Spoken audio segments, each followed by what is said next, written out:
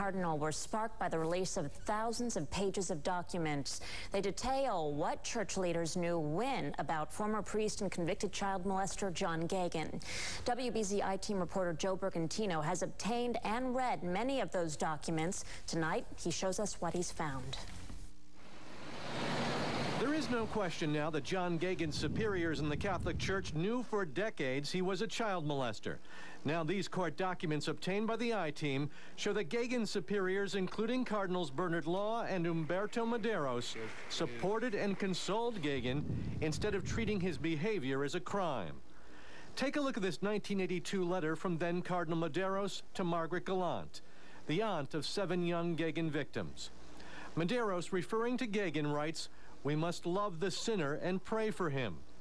Medeiros promised to find the most Christian way to deal with the problem and remove any source of scandal. But Medeiros allowed Gagin to remain here at St. Brendan's Parish in Dorchester.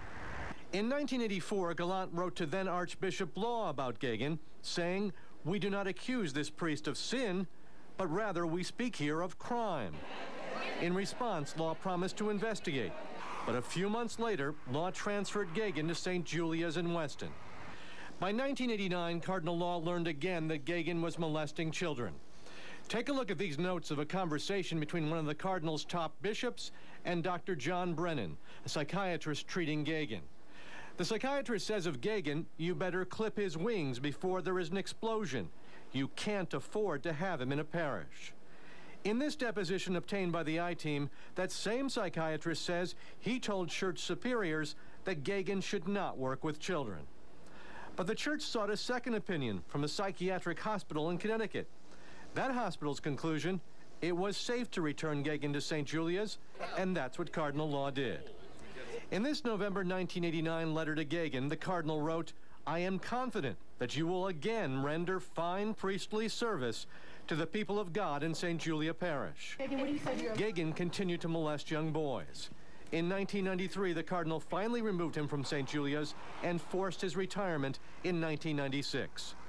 But in a letter that year, Cardinal Law wrote this to Gagin, a serial child molester who by then had destroyed dozens of young lives. Quote, "Yours has been an effective life of ministry, sadly impaired by illness.